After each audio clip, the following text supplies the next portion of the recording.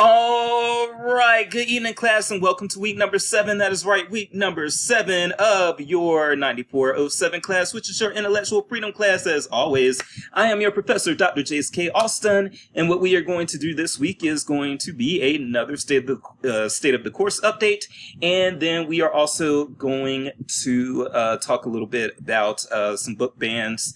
I'm going to talk a little bit. Oh, dang. Actually, no, I'm not going to talk about, hold on.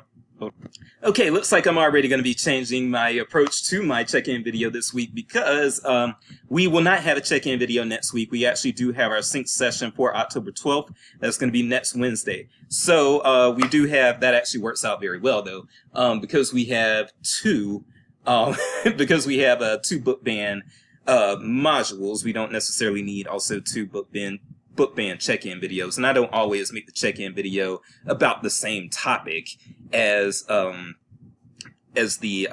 module. I use the check-in videos to talk about what I think is pertinent to the class, but there is of course going to be a lot that's pertinent when it comes to book bans. So yeah, I guess I am going to talk a lot about book bans in this check-in video. Again, keep in mind that these videos are optional, and keep in mind that you can speed them up. But anyway, first of all, state of the course update. For those of you that I met for the first time in person at the Missouri Library Association conference last week, it was a pleasure meeting you. Several of you also attended my session, my presentation there. I appreciate you all doing that. I hope you got something out of it. If you did, well, I spoke to some of you, so I mean, if you got something out of it, let me know. Also, let me know what you think could have been improved, stated differently, so forth and so on in that presentation. But aside from that, there's really not too much to say. Your book ban, your banned book report presentation, not presentations, your banned book reports are going to be due later this month. I believe that's on the 23rd, but let's go ahead and take a look at that anyway, just so that I'm not merely guessing. All right, let's go ahead and there we go. So yes, October 23rd, that's when your banned and challenged book report is going to be due. We have a book ban. Book bans are the concentration of our modules for the next 2 weeks, for this week and next week. So especially after next week, if you want to go ahead and really get rolling on this, you probably can and should. There is an example post from Jim Rich, and you've seen some of his other writing elsewhere in the class, but he did a very good job also with his banned book report. What I am looking for, I'm going to stress this again, what I'm looking for with the banned book report is I do want you all to have something that, first of all, is not in question and answer format. Please do not just copy and paste the questions from the prompt and answer them. I do want something that is in essay style. I want something that has kind of a blog post kind of feel to it, because what I want, again, this is going to be peer-directed learning. So what I want is for you all to be able to read each other's posts, right? And that way you can learn about all these various banned books. And because we have this actually takes care of me having to do something else. Like, if we had a smaller class, then what I might end up having to do is I might actually have to make you all just go out and read and learn a bunch about all the various books that are being banned nowadays, as well as a lot that have been banned in the past, and learn the different reasons as to why it's happening and everything. And I would have to make that an actual endeavor in the class within itself. When you have 40 people in the class, all you really have to do is assign everybody a book, let them write a report, and then basically you have 40 reports. And you take those 40 reports and you tell the students in the class, yes, it's optional, but I will recommend that you read those 40 reports between now and the end of the class. They're in the discussion area, so they'll always be there. You can come back, take a look at them. If you want to look at them during fall break, Thanksgiving break, that's a whole week that you have off. If you want to take a look at them then, by all means. But this is a way that you can really get up to speed. And this is a way to get up to speed on the topic of banned books in a way that really I don't believe any other program does. Okay, so again, I'm trying to do things, they're going to be hits and misses because I do experimental things, but I'm trying to do things to solve some of the issues that I hear from a lot of my colleagues, and I had my own issues with, as far as people saying, well, library school really didn't teach me much. It didn't teach me the things that I needed to know to engage librarians. And I hear that from people all the time. And it's upsetting because you pay thousands of dollars to attend. And so I am trying to do what I'm trying to do in order to address that issue. Whether or not I'm successful or not, who knows? But I think that this is a good way.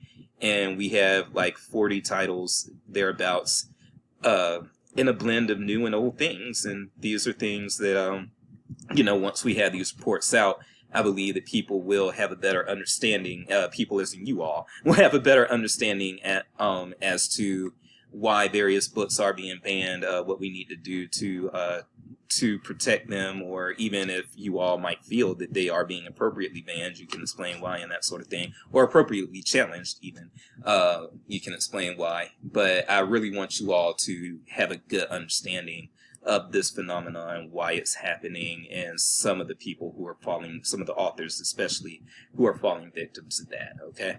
And by the way, we have had a student request to change already.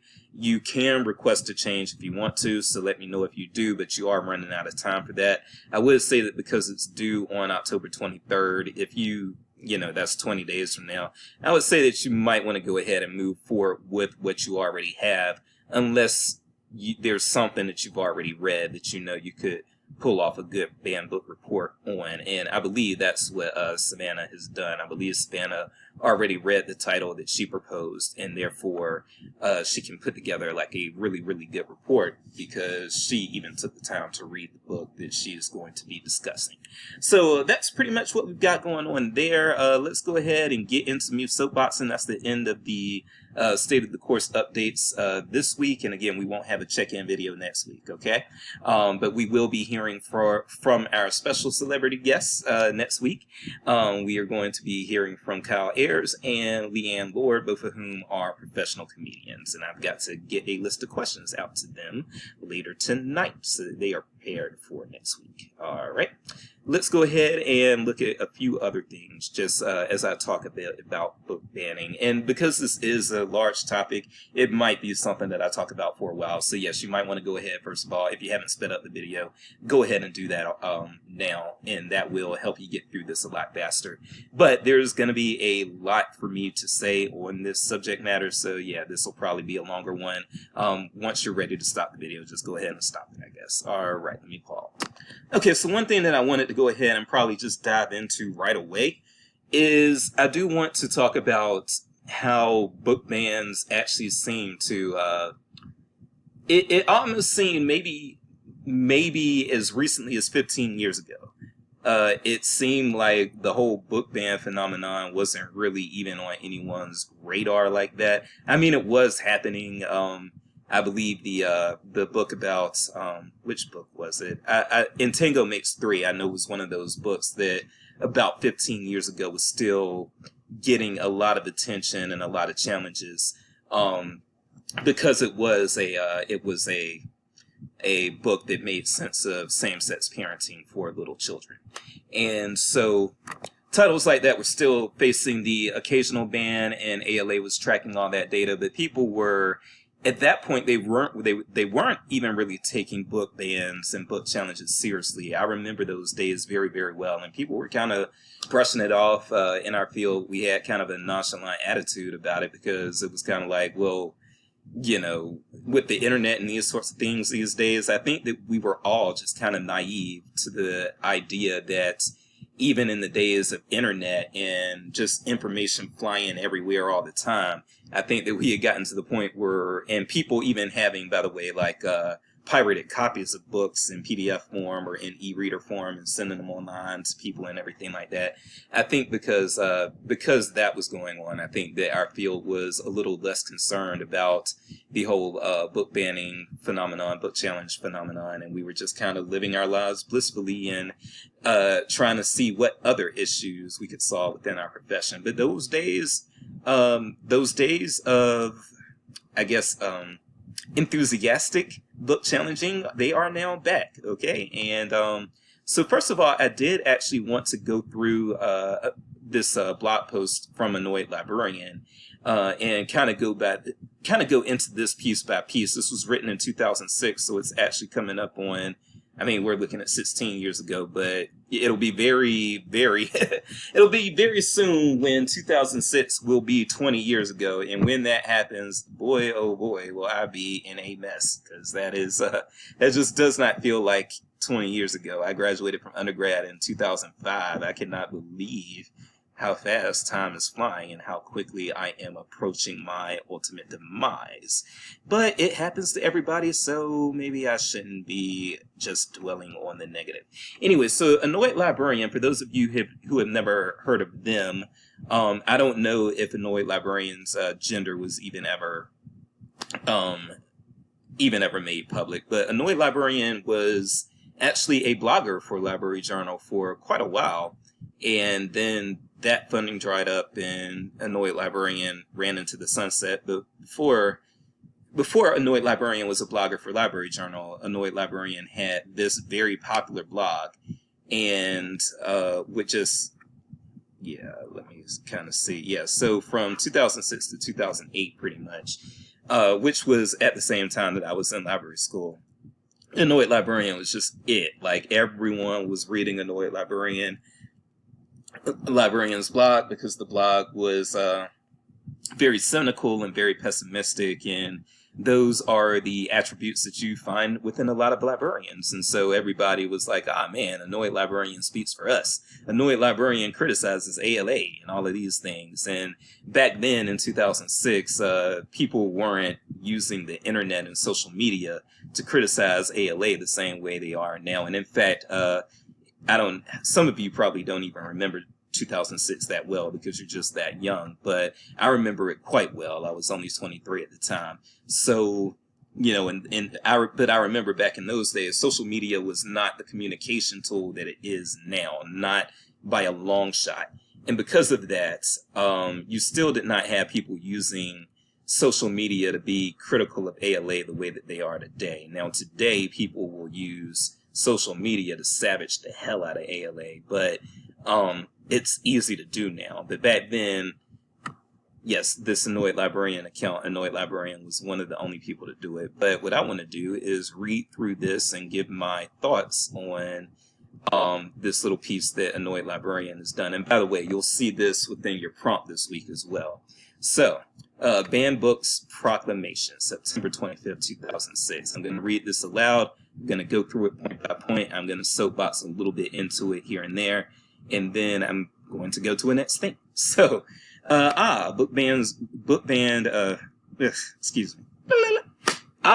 Books Week is upon us, and I thought I might comment about it since this is my first Banned Books Week as the Annoyed Librarian. If I'm still doing this next year, I might not even bother. Banned books, my word. The ALA acts like we live in some closed society where the government controls the flow of information. Let's first look at this. So this was one of the reasons why in those times we weren't talking about banned books as seriously as we are now. Because we were looking at the internet as this place with a lot of pirated material that we really couldn't rein in that well.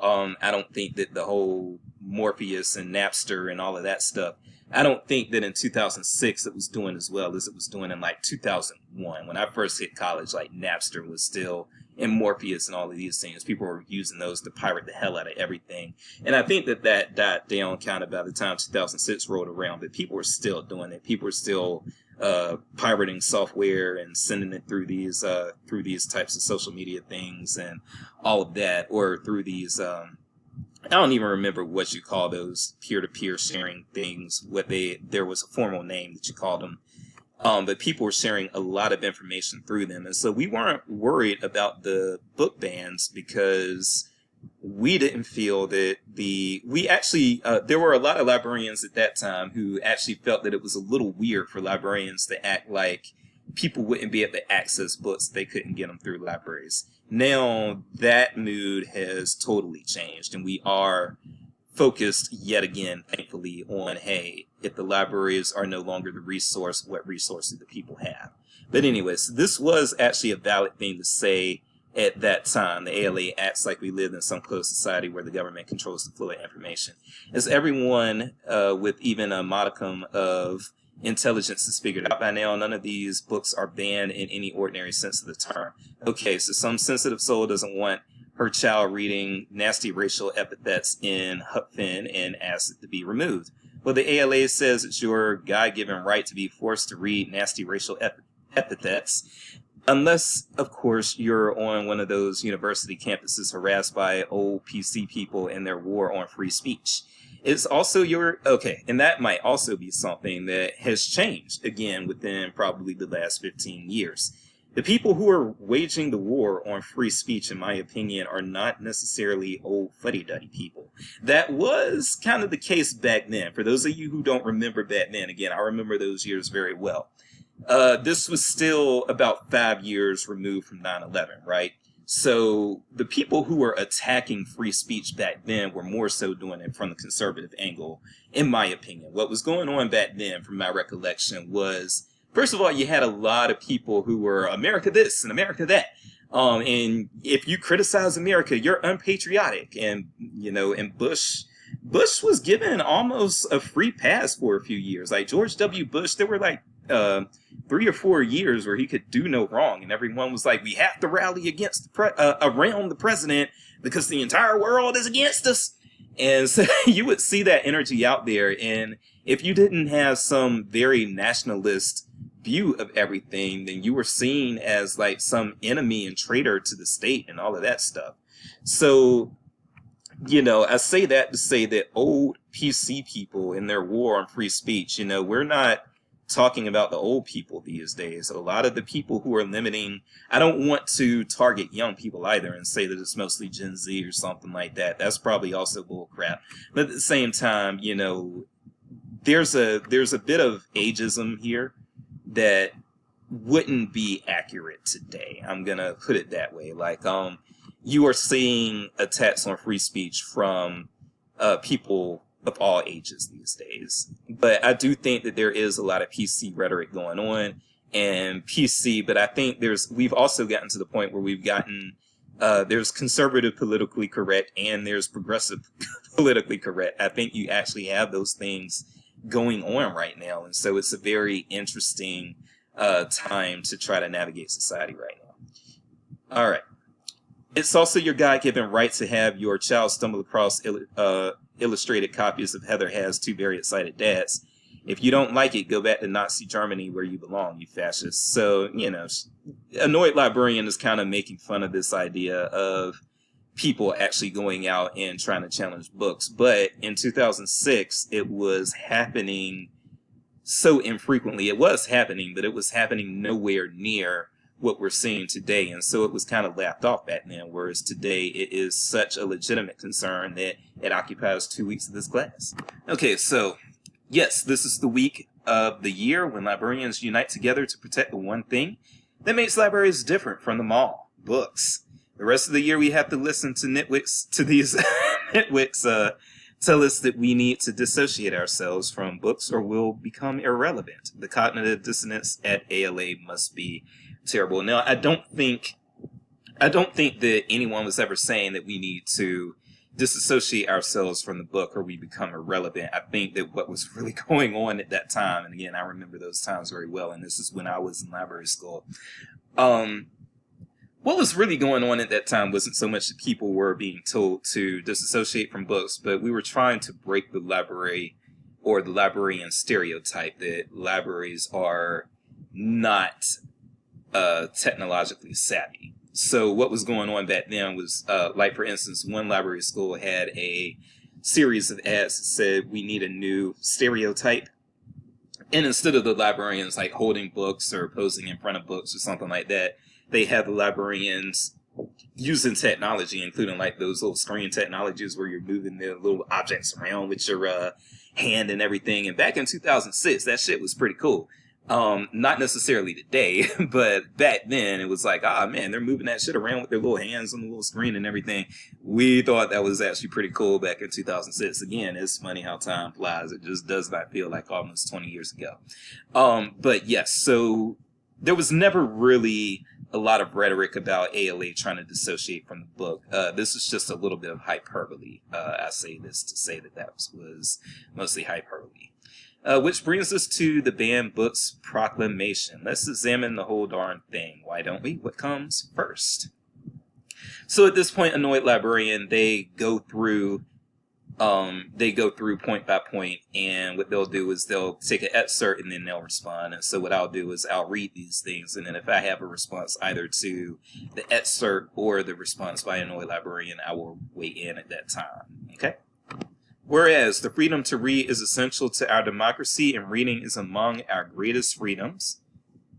Okay, I'll accept this, Annoyed Librarian says. But it is just the freedom to read. But is it just the freedom to read that's essential, or actually reading? Should we have people pass literacy tests before they can vote? How essential is this? I think that that's kind of a ticky-tack nitpicky point, but it is what it is. Whereas privacy is essential to the exercise of that freedom, and the right to privacy is the right to open inquiry without having to subject one's interests examined or excuse me. I don't know what's going on with my reading today. Whereas privacy is essential to the exercise of that freedom, and the right to privacy is the right to open inquiry without having to the subject of one's interests examined and or scrutinized by others. So, Annoyed Librarian responds, reading, yes. But why is privacy essential? Does this mean that if someone sees what book I'm reading, then I become illiterate? Again, I think that's kind of ticky-tack. What's wrong with scrutinizing people's reading? And that is actually a question that is relevant to intellectual freedom. You learn a lot about people that way. If I go to someone's house, I always examine the bookshelves. If they don't have any bookshelves, that also tells me something about them. Access to information and the freedom to read is one thing, but this obsession with privacy is something else. So we're going to come back to that. Privacy does matter. And again, this might be something that I think was a little more something that could be laughed at back in those days, because we didn't realize how serious these things were going to become. I think that in 2006, if you'd have told somebody, for instance, that Donald Trump was going to win the presidential election in 2016, 10 years later, and he was going to do it by basically looking like a complete ass on the entire campaign trail, insulting the hands of some of his political candidates, giving them unflattering nicknames. I believe he also attacked somebody's wife. I think if you'd have told people in 2006 that was going to happen in 2016, they'd have been like, nah, America's too good for that. And then it happened. But I say that to say that this is why you have to care about privacy in 2006, in 2016, and in 2026, because we have to maintain this obsession with privacy, in my opinion, because you don't know where the fascism is going to lead. You don't know when it stops it being, we're not going to stop at just trying to have books removed from the library. Now we're going to start trying to criminalize library employees who do this. And we're also going to try to make sure we're able to access the records and see what these kids are reading and checking out and those sorts of things. And yeah, I think that back then we were all so comfortable that we thought that all of this stuff that was coming down the pipeline was far-fetched. And now I want you all to be aware that it's not far-fetched, that in the future you might see people really trying to make what people do within libraries public record, because libraries are public spaces.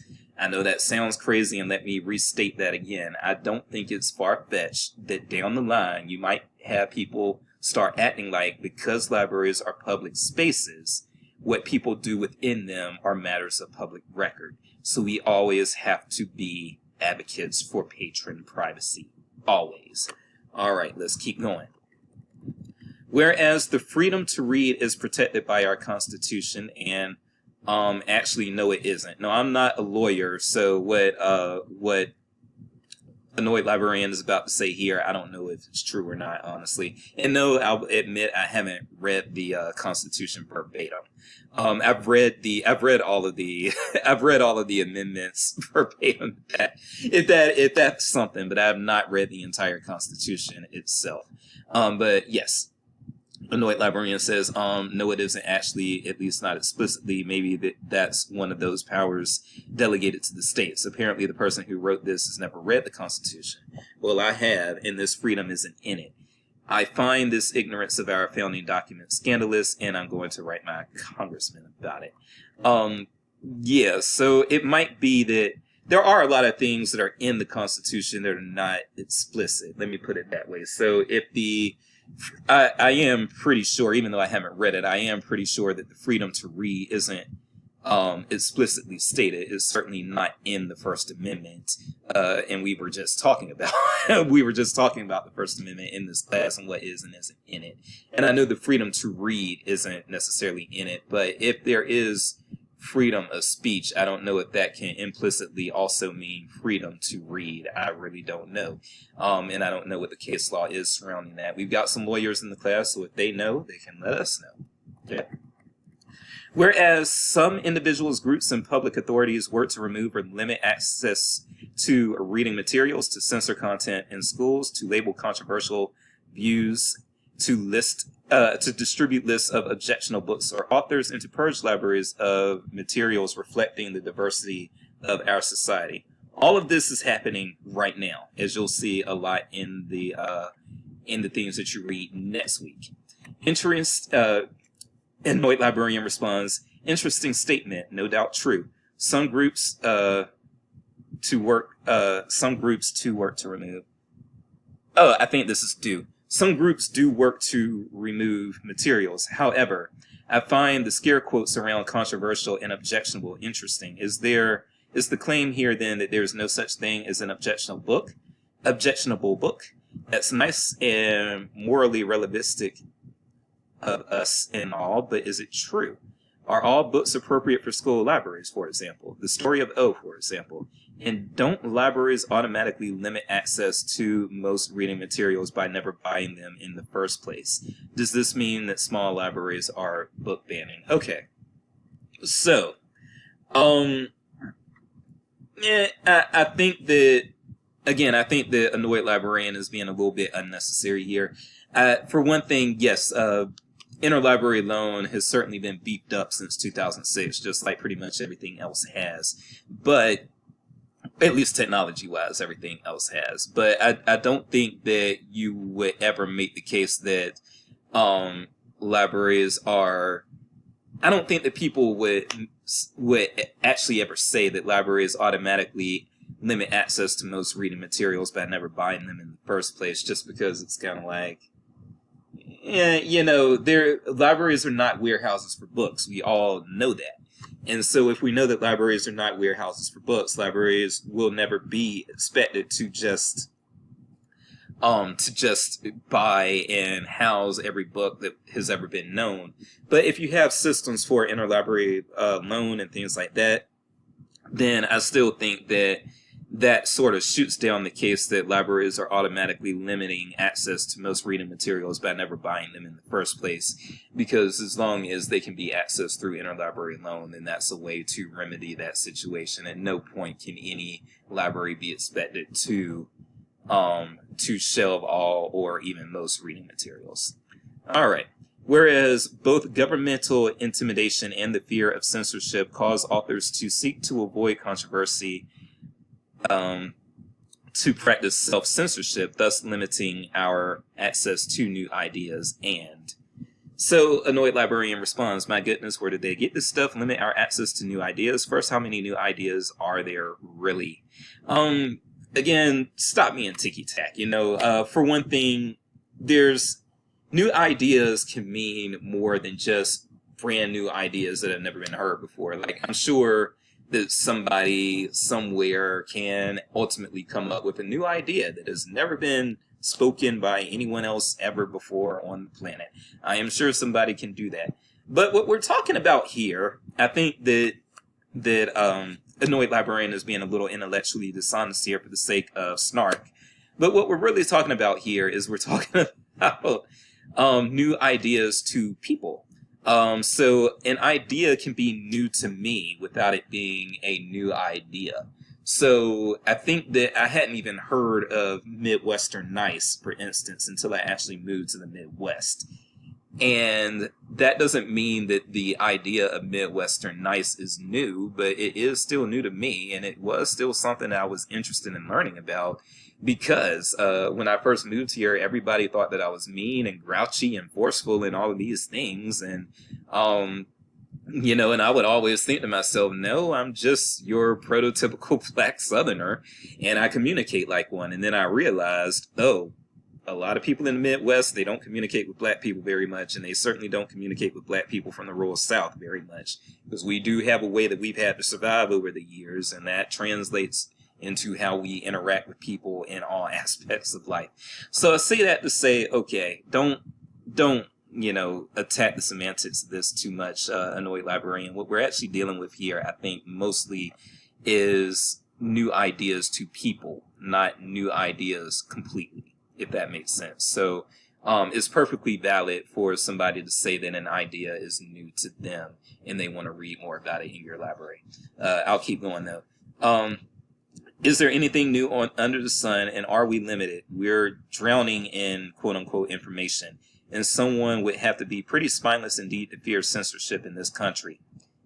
Again, no longer true today. You do not have to be spineless to fear censorship in this country in 2022. You really do not. In this case, yes, I would definitely say Annoyed Librarian was writing in their time, and their time is not the time that we exist in now. It must also be unforgivably easy to publish based on all the idiotic books out there. That is true. Who are all these timid geniuses afraid of censorship? Oh, and who is censoring? Challenging a copy of Harry Potter in Bumfluff, Alabama middle school isn't censorship. Again, I say that it is.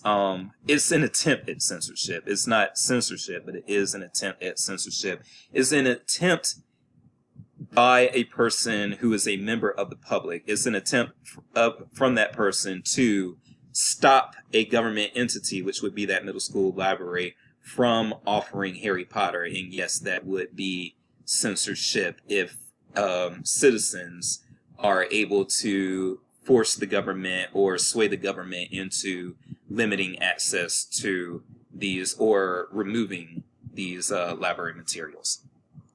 Whereas every silencing of heresy, every enforcement of an orthodoxy diminishes the toughness and resilience of American society and leaves it less able to deal with controversy and difference. And so with this, Annoyed Librarian responds, oh, please, every enforcement of an orthodoxy, what does that even mean? And, I do think I know what it means. I think that, for what it's worth, I do think that there is an orthodox way of, I think that what ALA is trying to do with the term orthodoxy is they are trying to actually make language that would still be the same 10 years down the road, 20 years down the road, 50 years down the road. So they used a term like, I believe, orthodoxy, as opposed to using a term like, normative whiteness, or, some of these things that we call normative when they relate to whiteness or to straightness, heterosexuality, or to cisgenderedness, or to maleness. I think that some of these things, we call them orthodox. If we call them orthodoxies, it makes things timeless. So that, for instance, if you're no longer in a society that has these patriarchal leanings, then that still allows you to, if there are other orthodoxies that sort of, or other normatives that sort of rise to the top there, those can still be addressed and not necessarily seen as the good that has to be followed by all who want to do right within society, if that makes sense. Okay. So I feel I know what they mean by enforcement of an orthodoxy. In toughness and resilience of the American society, is this the same toughness and resilience that I see every day in the news when yet another victimized group starts whining about how they're oppressed. Oh, am I not supposed to say? Oh, am I not supposed to say that? Am I? Am I not supposed to say that? Am I? Some of the, I know that I'm butchering some of the reading, but then also some of the language is also just, I believe, a bit awkward. Oh, am I not supposed to say that? Am I? That feels kind of weird to say out loud. Should I have exercised self-censorship?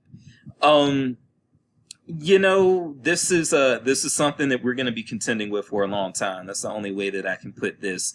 If you feel that victimized groups are quote unquote whining, that's something that Annoyed Librarian is definitely not going to say at a library conference, because in this field you'll get your ass ate out by saying something about, oh, these are victim groups that are whining on the news. Yeah, don't ever, ever, ever, ever say that. One thing that I would encourage you all to do in 2022 is to at least default.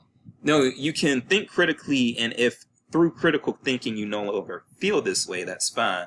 But I would say your default response to anyone stating a victimhood, I guess your default response should be to assume that there is a grievance that they feel they have that should be heard out. That's how I try to operate. I don't automatically say, oh, this is a group of people playing victim or anything like that. I'm going to hear you out. Now, there are people who, or groups that after I heard them out, I was like, oh, their victim claim is not a real one. But at the end of the day, I still had to think critically about that, about why I arrived at that conclusion, and I couldn't just dismiss them as victim groups complaining in the news or within a victim within some venue outright. I had to actually listen to these people and hear them out.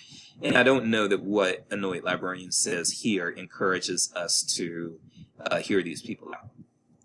Whereas Americans still favor free enterprise in ideas and expression and can be trusted to exercise critical judgment, to recognize propaganda and misinformation, and to make their own decisions about what they believe, what they read and believe, and to exercise the responsibilities that accompany this freedom. And so we'll stop right there, because our friend Annoyed Librarian has something to say there as well. And hold on. Okay. And so Annoyed Librarian responds to this part with, if only they favor free enterprise and economics. And can they really be trusted to exercise critical judgment and recognize propaganda and misinformation? I actually feel that Annoyed Librarian has a little bit of a point here. I don't necessarily trust the American public to recognize propaganda when they see it, or to recognize misinformation when they see it. And that's one of the big reasons why I feel intellectual freedom is so important. Yes, I don't have the same trust for the American public that a lot of people have. And I think that it's not that the people are dumb, but I think that people are emotional. I think that liberals are emotional. I think that conservatives are emotional. And then I consider myself to be center-left. I consider myself to be more of a moderate leftist. But even with that, I think that there's a lot of emotion within the moderate people like myself as well, especially because we're kind of frustrated. I believe that a lot of moderates feel that we're not actually being heard. And that what people are actually doing is they are going to the extremes because those are the things that get you attention. If I say something moderate, that's pretty boring and it's not going to get me attention. And I think a lot of people are on social media saying extreme things one way or the other so that people will like them, like their statements, engage with them, disagree with them, occupy their time, give them a reason to feel like they should be alive. Oh, I'm alive doing the important work of spreading truth online and all of this BS. But I say all of that to say that no, I don't necessarily trust this public to recognize propaganda or misinformation. I think that the fact that millions of people still dispute the election results from 2020 is proof that we cannot really expect people to recognize misinformation whenever they see it. We're talking about the same people, not brilliant librarians. These are the people swayed by mass advertising and political slogans. These are the same boneheads that vote Republican, Democrats, elect Please select the party you dislike the most. Now, I will say that in 2022, I will also say that Republican versus Democrat for me is no longer just pick whichever poison. I do actually think that there is one party that is attempting to actually suppress voter participation and actual democracy and the functions of our republic. And then I think there's another party that is just a disappointing party, but not necessarily a hostile party. Now, depending on your political leanings, you may disagree with that, and that is totally fine. I'm not right or wrong. I just have an opinion. Whereas intellectual freedom is essential to the preservation of a free society and creative culture, no argument there, thankfully. Whereas conformity limits the range and variety of inquiry and expression on which our democracy and our culture depend. So the comeback from Annoyed Librarian is there. Why? Conformity to what? What a vague and loaded term. Thanks a lot, Henry David Thoreau. But it really all depends, no, doesn't it? For example, we should all conform to the norms of a liberal democracy. Oh, and the mores of civilized society. Perhaps you need an example. You want to see a classic nonconformists. Check out that guy that just blew himself up on the streets of Baghdad. Now that's some nonconformist expression for you. Perhaps the folks at ALA who come up with this stuff should try to conform to the demands of rigorous thought. Just a suggestion.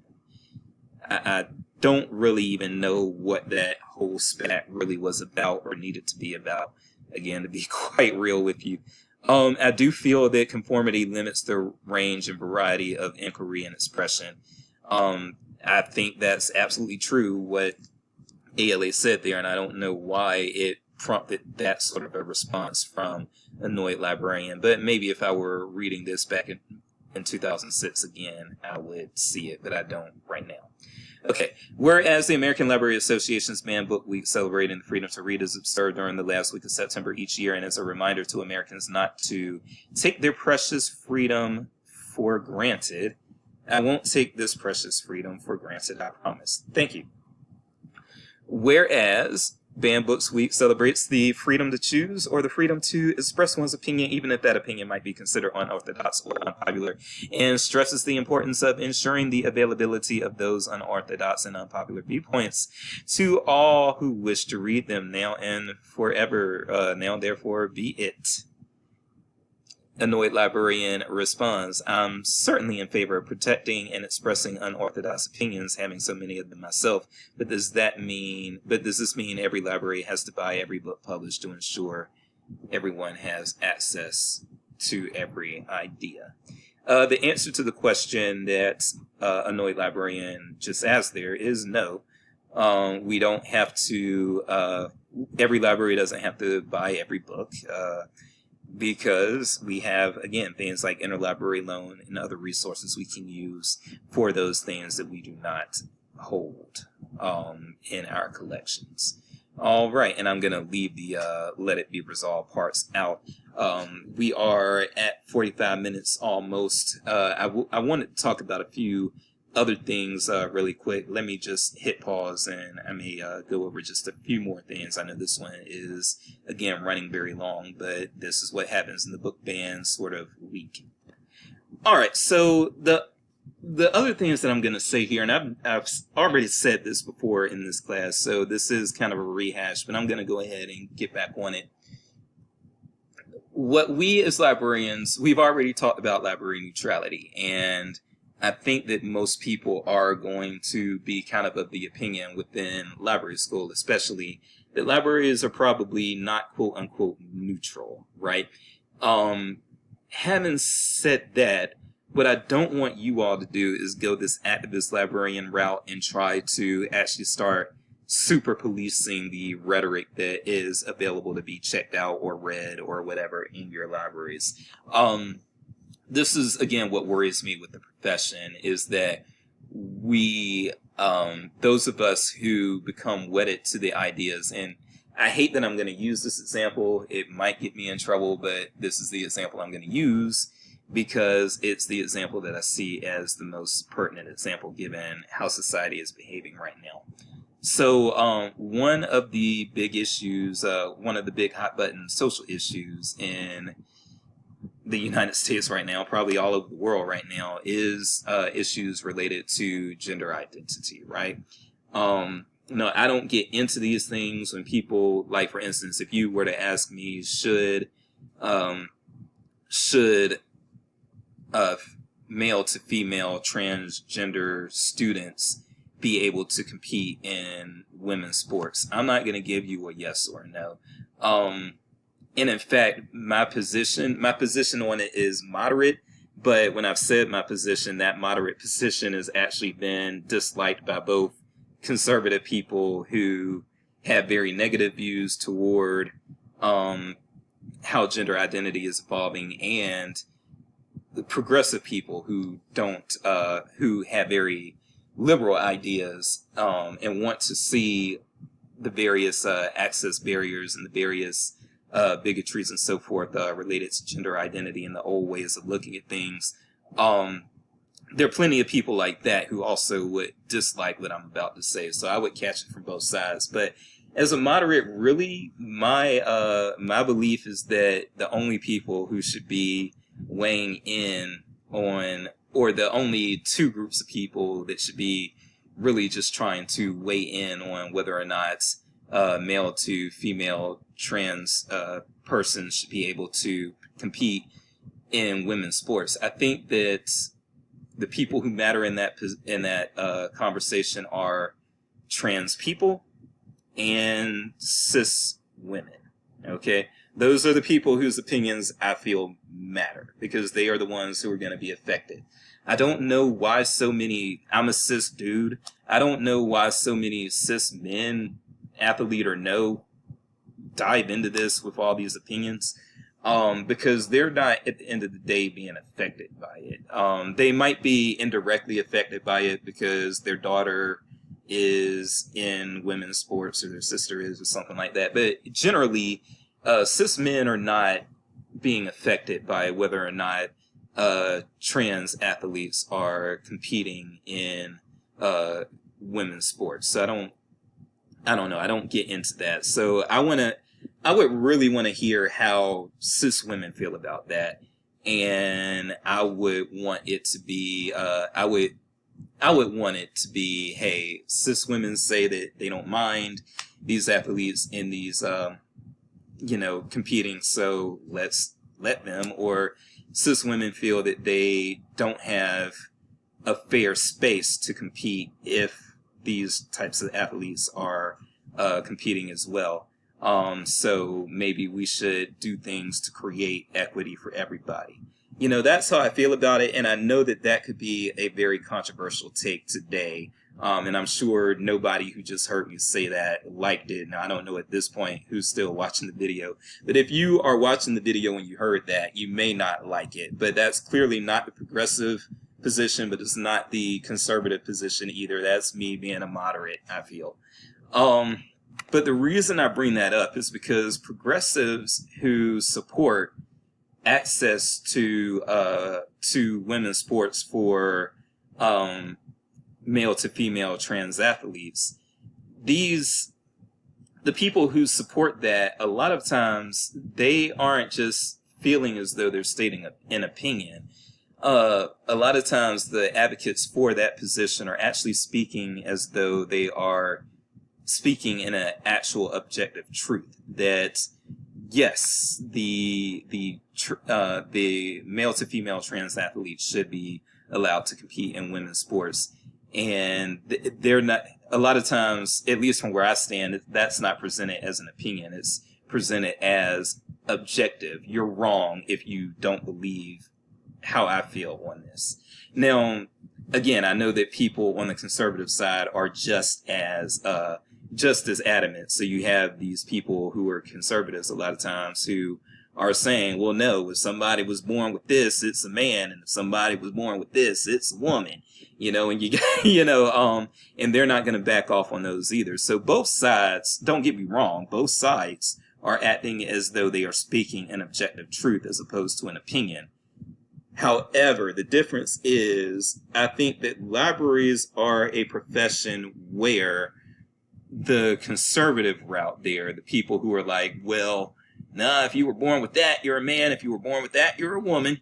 I think that we are in a field where we will always have, unless there's a major shift to fascism in this country and it endures, I think we'll always have practicing librarians who are always going to have books within the collection that say, no, that's an old way of thinking, but it's not necessarily the truthful and objective way of thinking. But I'm not sure that that's going to be the case from the left. I do wonder if we are going to have leftist librarians who see themselves as activists going around saying that, no, in order to create a safe environment that recognizes the objective truth for our community, I think that in order to create that environment, we are going to have to do away with any books or any materials that say anything other than, yes, trans athletes should have access to women's sports. And I believe that there are some wannabe activists in our field who would take that even as far as, I'm going to videotape myself so that I can put it on Twitter and be library Twitter popular. I'm going to videotape myself finding all of our books that make the case that trans athletes should not be competing in women's sports. I'm going to find all of those books, and I'm going to weed them and throw them in the dumpster in front of a camera so that I can be library Twitter celebrity for the day. That's not happening right now. Thank goodness. I'm not necessarily comfortable saying that it won't happen 10 to 15 years from now. Okay, because I've seen how this field has moved in the past 15 years, and if these trends continue, I can make some guesses as how it's going to evolve within the next 15 years, okay? And so I would hope that you all are not going to be those types of librarians. Again, I'm going to ask that you all still think about how you all think as possibly being opinions as opposed to objective truths. I roll in progressive circles, liberal circles at times, and a lot of people in those circles speak as though it is a grounded and settled truth that, that these athletes should be allowed to compete in women's sports. And, again, I don't think that the question is settled quite yet. That's what I'm saying. I'm not saying they should be or shouldn't be. I'm saying that I don't know that the evidence is very well established yet. And then I also will say, and this is something that I say a lot on social media, but I haven't said this in this class a lot, or possibly ever, but I'm definitely going to say it now. A lot of the people who are out here telling you what the studies say haven't read the fucking studies. And that's what really pisses me off about social media, is because there's so much crap out there that people are saying that they're like, oh yeah, the studies say this, the science says that. Okay, did you read the study? Well, no, I read what a journalist said about the study. Okay, so you didn't read the damn study. Because let me tell you how studies work as somebody who's actually had to publish a dissertation that was a social science dissertation. These studies have a lot of information in them, a lot of times, that never really makes it to the press when journalists cover these things. And a lot of that information includes limitations and weaknesses of the studies. And a lot of times what is happening out here, especially with these studies that people are saying prove this, and that about, race or about gender or about any of these other things, a lot of times these people are not reading the limitations of the study. They don't understand the study design, and they are making the studies draw conclusions that the studies don't actually draw. And then when these people have not read the studies, they've only read news reports about them. It's just like with anything. It's just like when you read, if you read a news report about pretty much any issue, and you just stop at the news report, you're not getting everything, because the news report, it relies on sound bites. It relies on, dumbing down possibly a lot of information that might have been too complicated for the mass audiences that the news is actually built for, and so forth and so on. So, you can't, you see all these people, and I'll give you an example. I had somebody say when I was on Facebook, this has probably been about 4 years ago now. I had somebody, and they were getting a lot of likes and were very popular in what they were saying, even though they were dead freaking wrong. But I was reading this person, and they were talking about, there is no recognition of differences between the sexes in biology at all. That is just a sociological concept, that you will never see anything about differences within the sexes aside from what's going on with genitalia in any scientific report. And that is so damn not true. You can Google this term. Google the term sexual dimorphism. Okay? Google that term. Now, you can go into our biology databases and you can put in sexual dimorphism in Mizzou's science biological databases, and that term will bring out thousands of results.